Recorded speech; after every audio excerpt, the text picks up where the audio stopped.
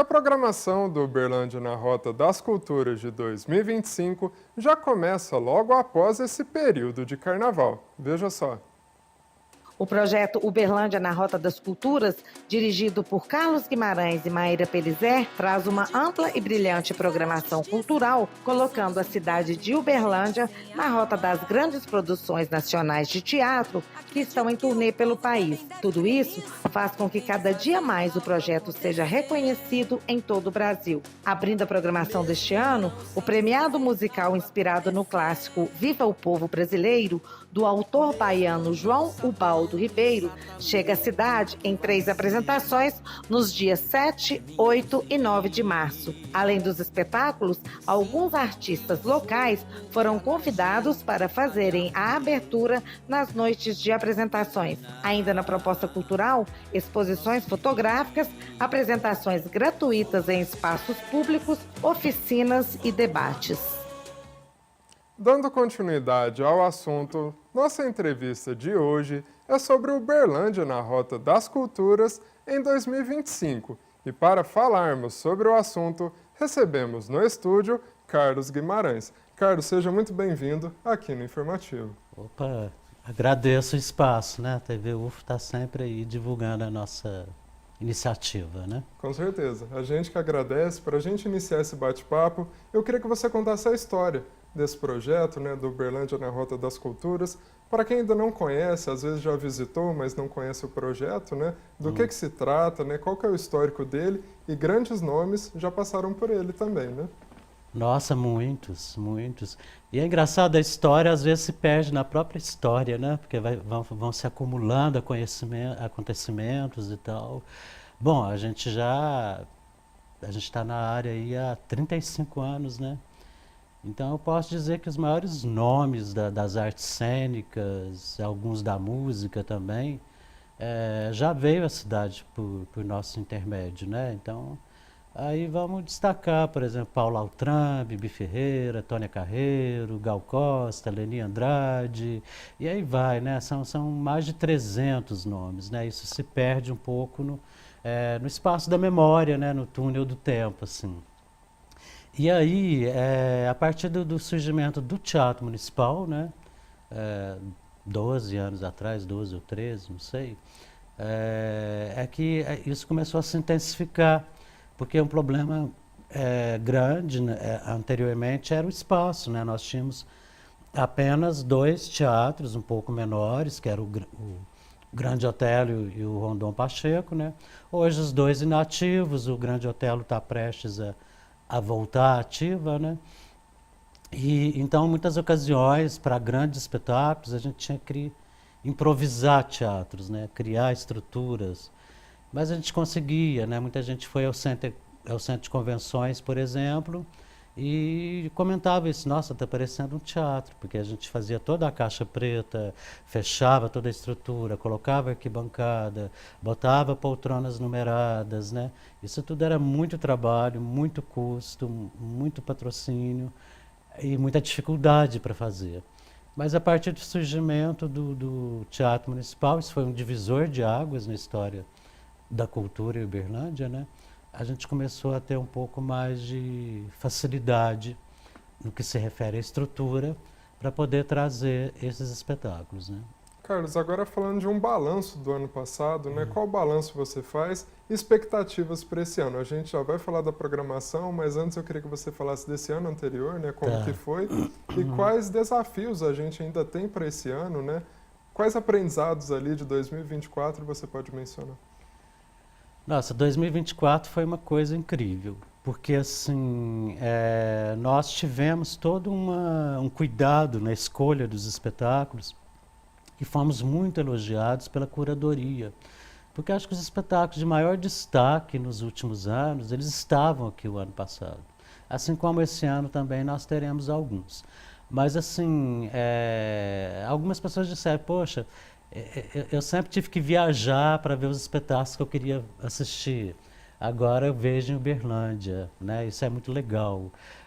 E é bom mesmo. Então, assim, bom, a gente teve, por exemplo, Tom na Fazenda, com a Armando Babaioff, Denise Del Vecchio, o elenco, o Ficções com a Vera Holtz e o Federico Pupi. São espetáculos que fazem grande sucesso, alavancam grandes públicos e fizeram várias temporadas no Rio e São Paulo. E aí, quando veio a Uberlândia, muita gente não acreditou que estava vendo, né? E, claro, tem vários outros que eu me esqueci agora de mencionar, né?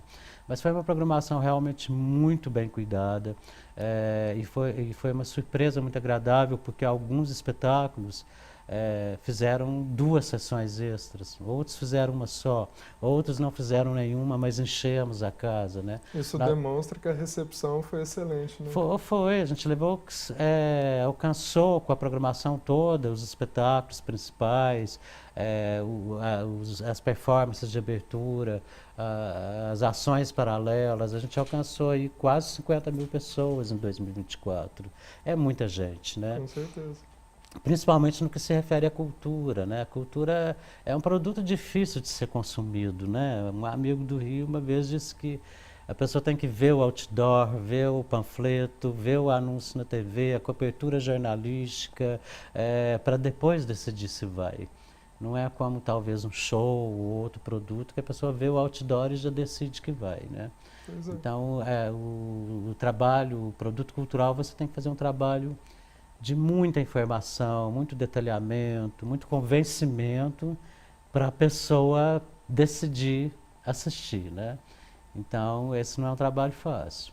Mas a gente está com uma equipe muito bem conectada, muito bem comprometida, né? Então, isso tem dado um bom resultado.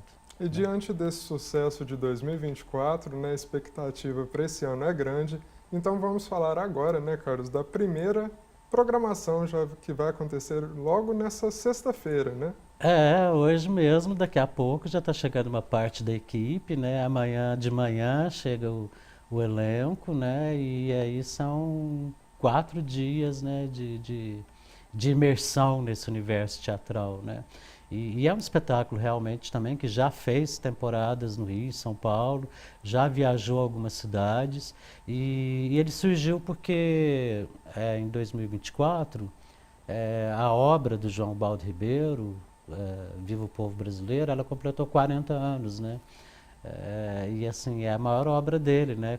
Tem até uma foto dele entregando 7 calhamaços de papéis, um volume assim, ó, que era a obra, né, quando ela foi escrita.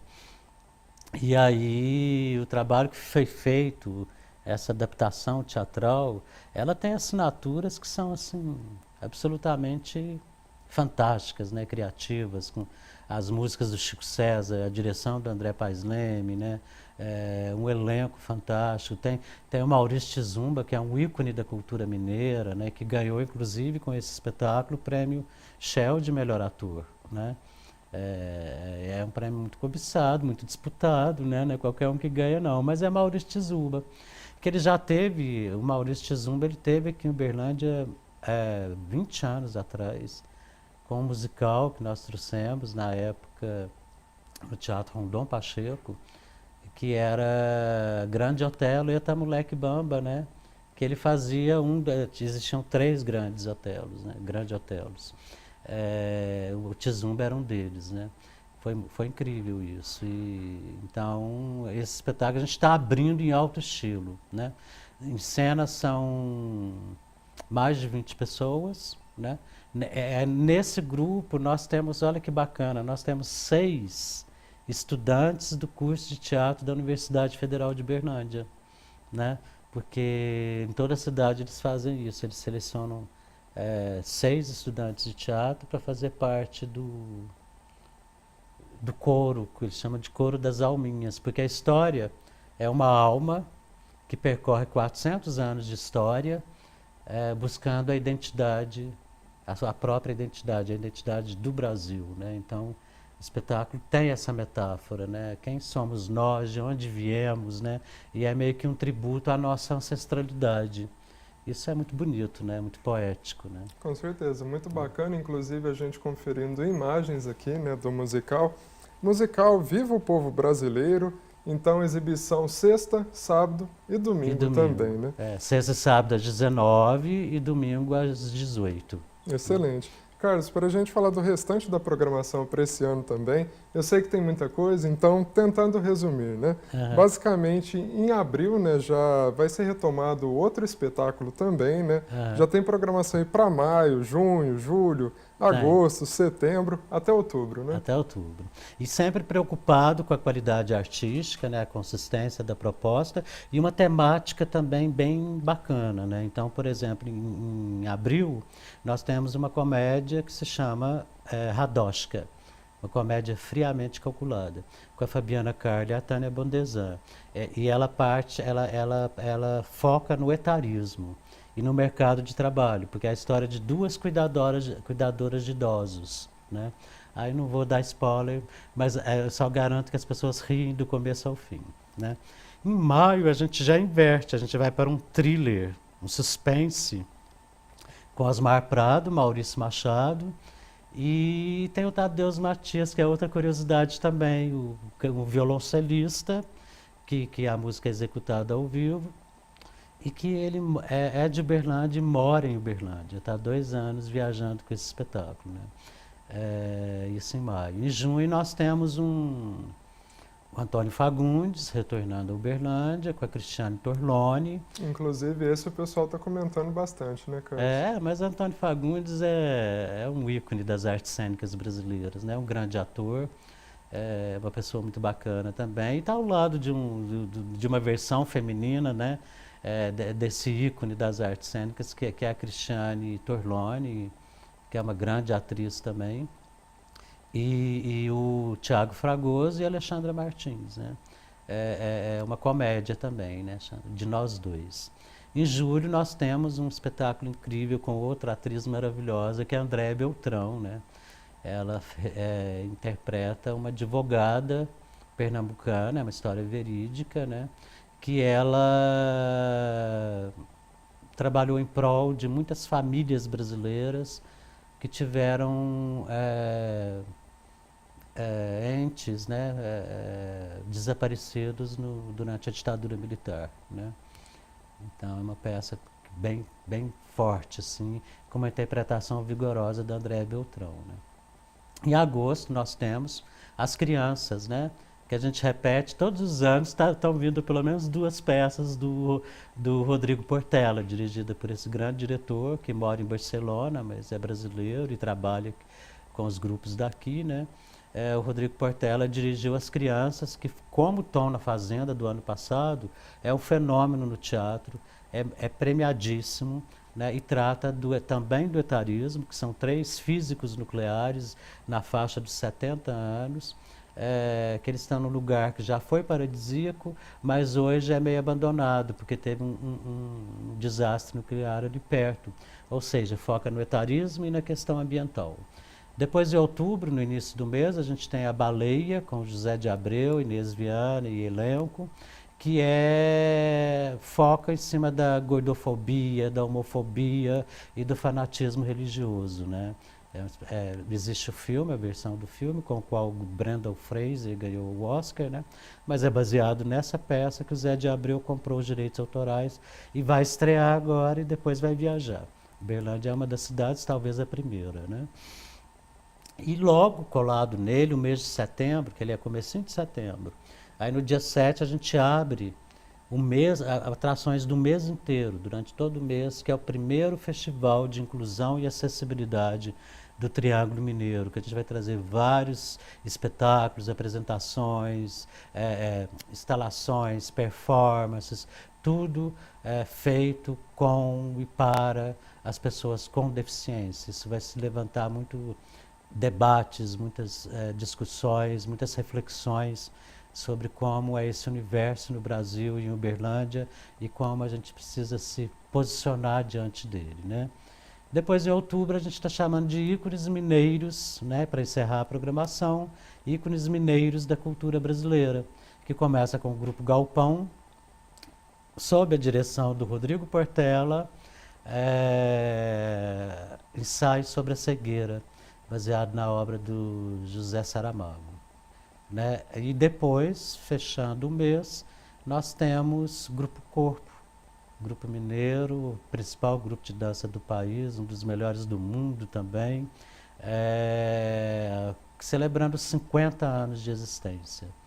Esse ano, 2025, o Grupo Corpo está completando meio século, né, de vida. É muita coisa, né? É muita coisa e, paralelamente, nem dá para entrar. Nós temos as ações paralelas, as oficinas, a oficina de direção teatral, que inclusive tem, nesse fim de semana, no sábado, não sei se ainda tem vagas, né, a oficina com o André Paes Leme, de direção teatral. O André é um grande diretor, professor, né, na Universidade Federal do Rio de Janeiro, coordenador do curso da Escola de Teatro, e ele vai estar dando uma oficina sobre direção teatral gratuita, todas as oficinas são gratuitas, e tem outras também de dramaturgia, de direção, enfim, é uma programação bem complexa e bem para todos longa, os gostos, né? Para né? todos os gostos. Com certeza, né? bastante diversa a programação. É. Carlos, a gente já está chegando ao final da nossa entrevista. Certo. Antes da gente encerrar, eu queria que você deixasse uma mensagem para quem nos assiste, nesse convite para estar justamente participando da programação ao longo de todo o ano. Sim, o Uberlândia na Rota das Culturas é feito para a população. É despertar assim, a consciência do que é o teatro, do que ele oferece, da experiência que você pode ter. É uma coisa meio transcendental para o ser humano, né? E a gente caiu nessa missão, né, de trazer o melhor para que as pessoas conheçam. Todo espetáculo sempre tem alguém que nunca foi ao teatro, ou tem aqueles que vão sempre ao teatro, mas assim, é uma experiência inusitada e é uma coisa que só amadurece o ser humano, só nos faz evoluir. Uma frase que tem sido bem usada ultimamente, que eu gosto muito, é que a arte nos salva, né? Então eu acredito muito nesse poder transformador da cultura. E a gente trabalha por isso, pelo espectador. É por isso que a gente quer que você vá assistir nesse fim de semana Viva o Povo Brasileiro, ou durante, ao longo do ano, qualquer uma das atrações que a gente trouxer, porque eu asseguro que são todas de absoluta qualidade. Com certeza. Carlos, muito obrigado pela sua participação aqui no Informativo. Está feito o convite, né? Está feito o convite. Eu agradeço a cobertura de vocês. Nós que agradecemos e seja sempre muito bem-vindo.